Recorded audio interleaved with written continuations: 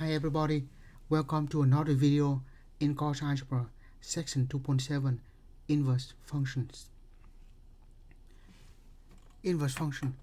Let f and g be two functions such that f of g of x is equal to x and g of f of x equal to x for respective domain. This because x is in g and g of x is in domain of the whole thing. So we talk about the domain of computation already. Now, if we have both of them, and we have to have both of them, then g is inverse of f and denoted by f to the negative 1, and we just say f inverse. So f of f inverse equal to x and inverse of f of x is equal to x. Note that what we do here is just interchange the role of the function and the inverse, or in this case we interchange the role of the domain and range. So the domain of the function is the range of the inverse, and the range of the function is equal to the domain of the inverse. So keep this in mind. So by definition we have to have both of this condition, right?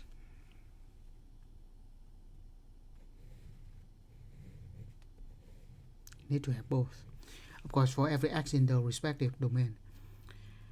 Alright, now so that f and g are inverse of each other. Right now we only have a definition, so just going to use it.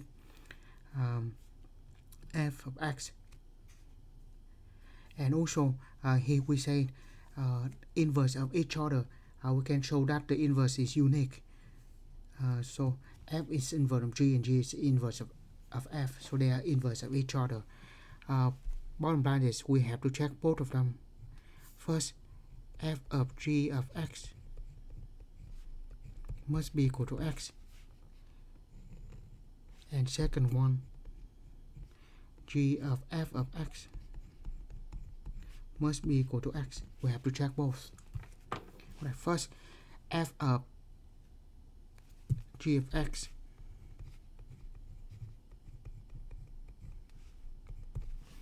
so inside the function f is 3 times something plus 2. There are two x's, two parentheses. Now if we have g of x inside,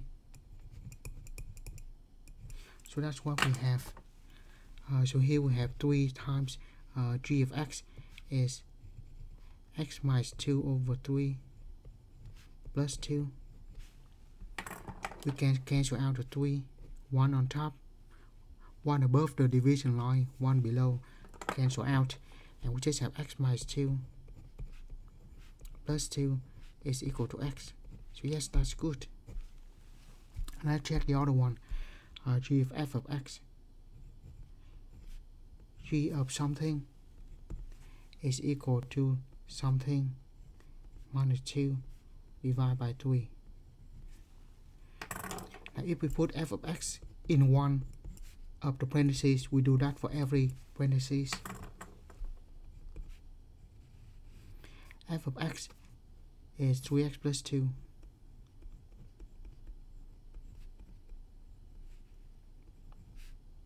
Right, remove the parentheses.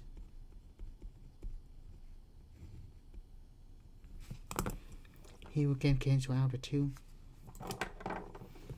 So we have 3x over 3, and cancel out the 3. Get back to x. So that's also check. So when both of these conditions are met, we say f and g are inverse of each other. So we need to show that we have to have both of them. If one of them fails, the functions are not inverse of each other. Right. So that's nice and all. We can use the definition to test to see if the functions are inverse of each other.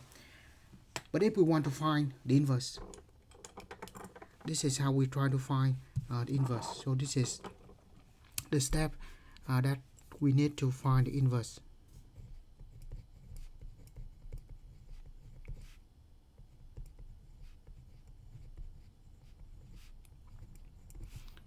of a function. So these are the 4 steps. So first we replace f of x by y, and then at the end we replace y by f inverse. But in the middle, these are the more important steps, are the middle two. Remember, the role of f and g are interchanged here. And in the note we said the domain of f is the range of the inverse, and the range of the function is the domain of the inverse. So pretty much we switching the domain and range. The domain is x values, the range is y values. When we interchange x and y values. So that makes sense when we change x and y, and finally we solve for y. Right, let's try to find the inverse function of 2x plus 7. So first I replace this with f of x by y, sorry.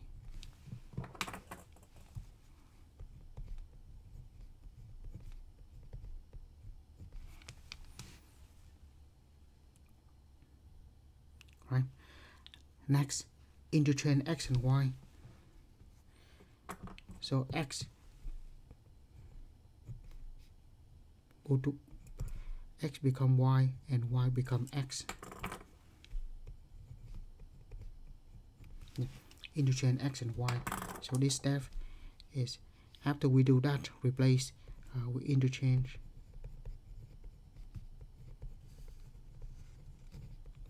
x and y.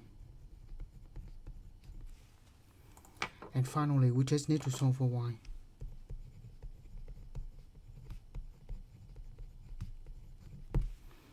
So here I will subtract 7 on both sides. We have x minus 7 equal to 2y. And to solve for y, divide by 2 on both sides. So we have x minus 7 divided by 2 equal to y. And the last step is replace y by the notation for the inverse. So we just said, instead of y, we write the inverse. In place of y equal to x minus 7 over 2. Right, so that's how we find the inverse of the function. Let's try another example. X cubed minus 1. First, of course, we replace this with y.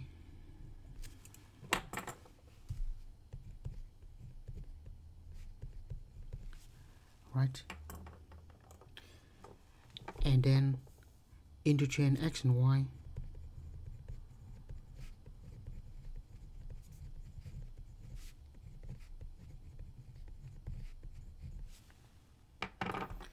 So I have x equal to y cubed minus 1.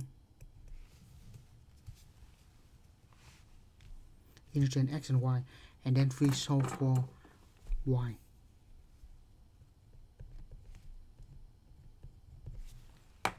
So solve for y.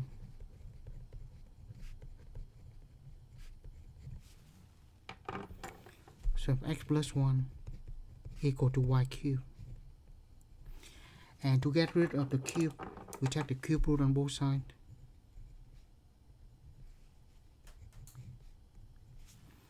Notice that when we take the cube root on both sides, we do not need to put plus or minus. Only do that for an even root.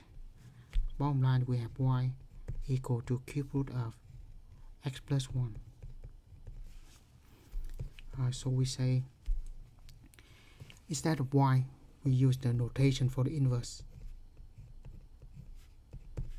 Equal to cube root of x plus 1. So it's not that bad when we're trying to find the inverse of a function. Right, because this type of function it's easy to find the inverse. So more to that here. So more about inverse functions. Definition of one-to-one function. A one-to-one function is a function in which no two different order pairs have the same second component. So remember, when we have the function 1x equals 1y. Now, but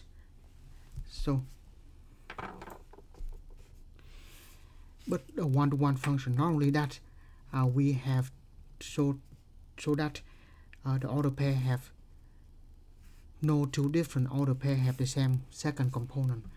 So let's see, a function we require each one of them shoot into each of these guys only has one arrow to shoot, so they can shoot anywhere. But a one-to-one function, we cannot have both of them shoot at the same target, so this is not one-to-one. Alright, a function require each one of them has only one arrow to shoot. If they have two arrows, it's not going to be a function. Now, a one-to-one function, normally that not only each one of them has one arrow, they have to shoot at different target point. So in this case, this is not a one-to-one, and we have the properties that only one-to-one function have inverses. So that's important. Now, if we use the vertical line test to test if a graph is a function, we can use the horizontal line test to test if it is a one-to-one function. A function is one-to-one, that means they have an inverse. If there is no horizontal line intersect the graph at more than one point. Right. So basically, if we draw a line, horizontal line, and it intercepts at 2 points, it is not going to be a one-to-one. If there's no horizontal line that intercept the graph at 2 points, then it is a one-to-one. So this is not one-to-one. So equivalent to this, we say it, or every horizontal line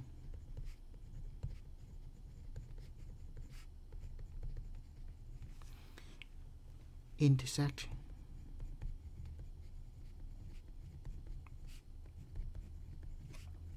the graph at most 1 point. If there's 2, it's not a one-to-one function. Right, the next one, if we draw a bunch of horizontal lines, as you see, it only cut at 1 point. So yes, this is a one-to-one function. And this horizontal line cut at 3 points, so it's not one-to-one.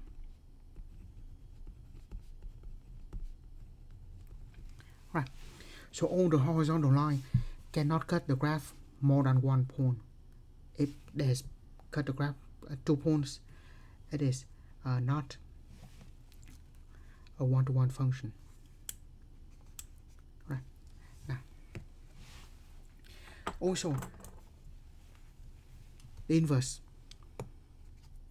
The graph of the function asymmetric on the line y equal to x, because bottom line is for the inverse function we interchange the domain and range, meaning we interchange the x and the y, x values and y values interchange.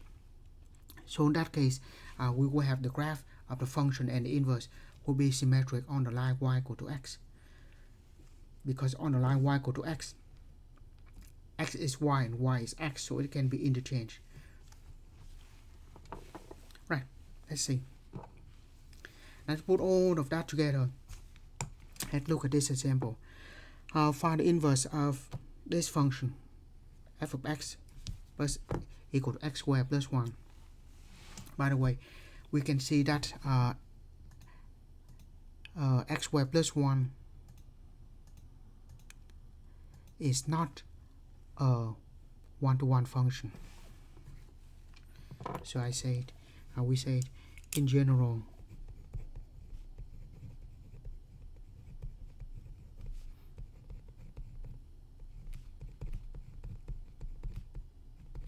it's not one-to-one.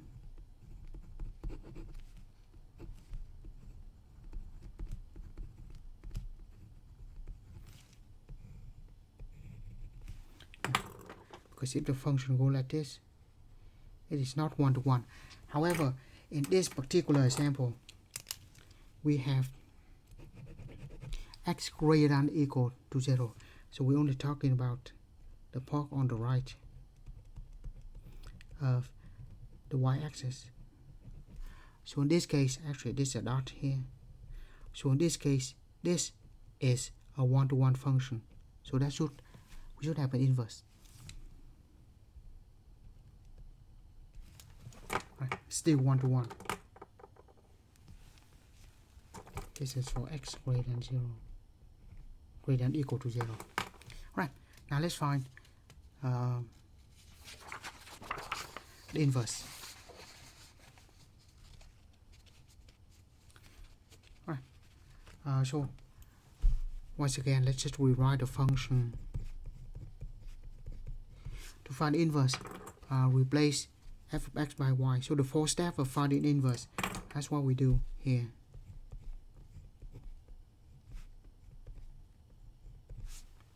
Replace f of x by y, and then interchange x and y. Here I just said x and y interchange. So x equal to y squared plus 1. And then we just need to solve for y.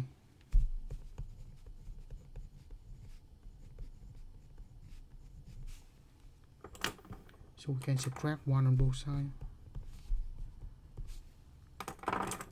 So that gives us x minus 1 equal to y squared. Right, if we want to solve for y,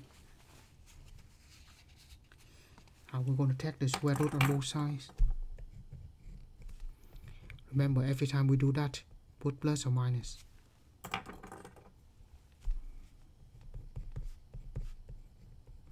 So y equal to plus or minus square root of x minus 1.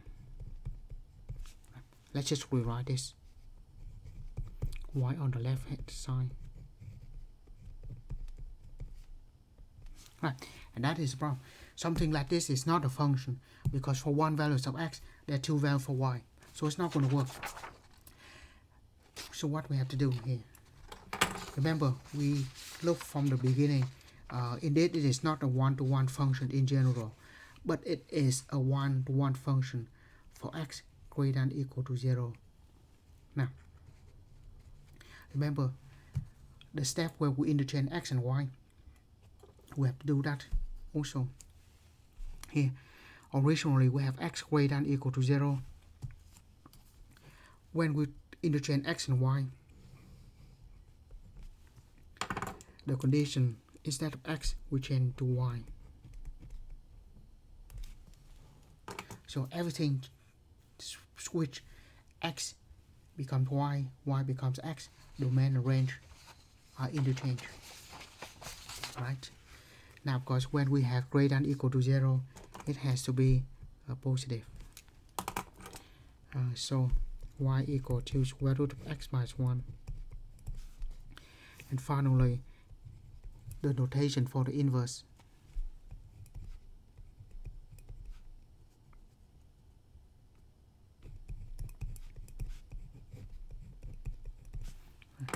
So originally we have x greater than or equal to 0.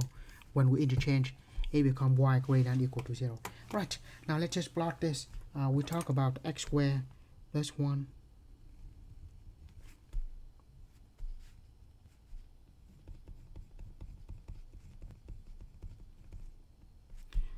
when x greater than or equal to 0. That's what we have. And then square root of x minus 1, just the square root, move 1 unit to the right. So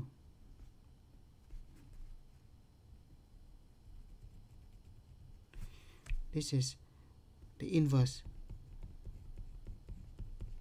square of x minus 1. And the line y equal to x is the diagonal line.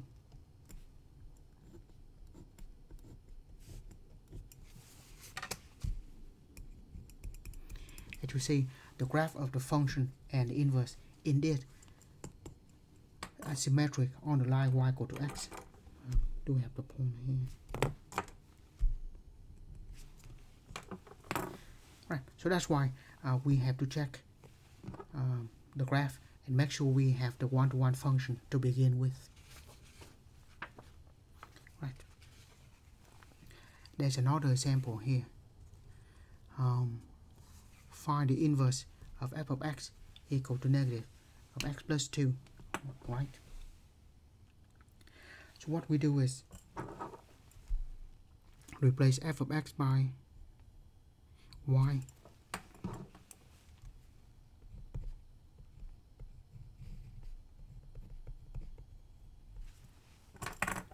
And then interchange x and y. So we have x equal to negative square root of y plus 2. Right, now we need to get rid of the square root where we solve for y. So we're going to need to square both sides. Remember, if we take the square root on both sides, they are plus or minus. When square both sides, just make sure we check the answer.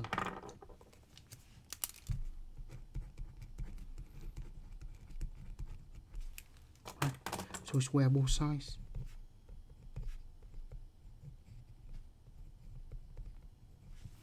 So to give x squared equal to square with a negative, that will cancel out, the square cancel. We just have y plus 2.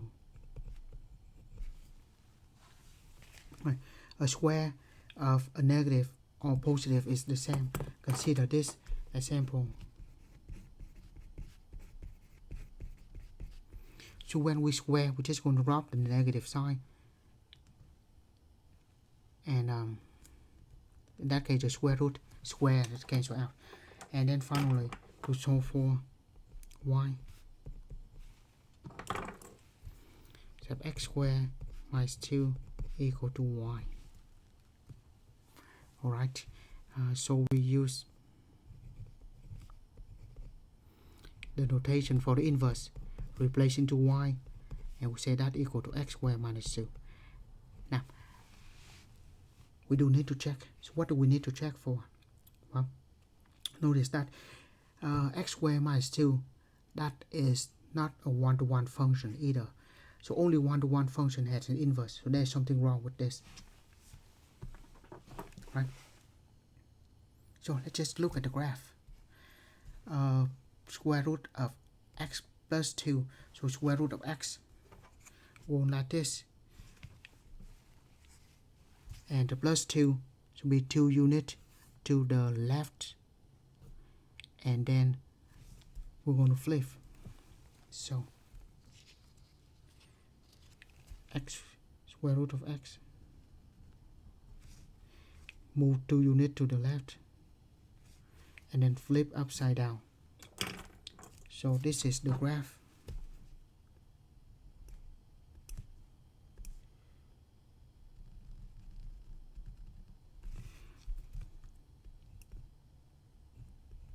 Of the function negative square root of x plus 2.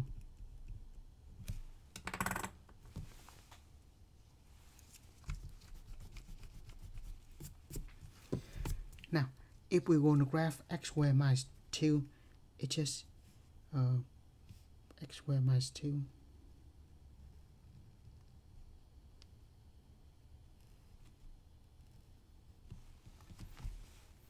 Like that. However, it is not a one-to-one function, so we have to choose maybe limit it on the left or the right. So do we limit on the left or the right? Well, let's see. Originally we have f of x equal to negative square of x plus 2. Of course we can write the domain here, but what I can see here is that it has a negative, so y originally is going to be less than 0. That's what we have since we have the negative sign.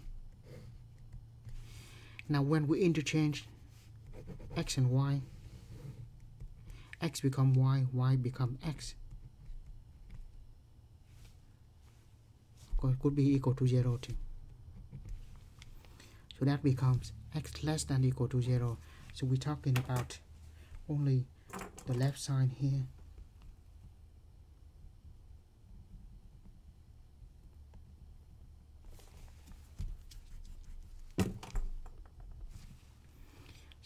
So the inverse have to have the condition of x less than or equal to 0. Just use the notation for inverse.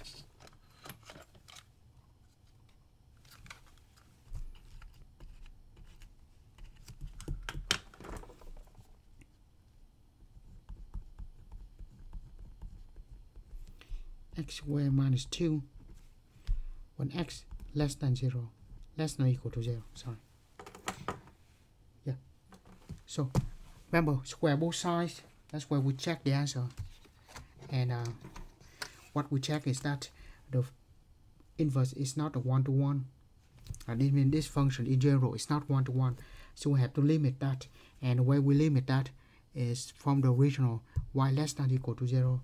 So when we switch, when we interchange x and y, we have x less than or equal to 0. And as you see, indeed, the function and the inverse are symmetric with respect to the line y equal to x. And with that, we finish section 2.7. Thank you for watching, and see you in another video in course algebra.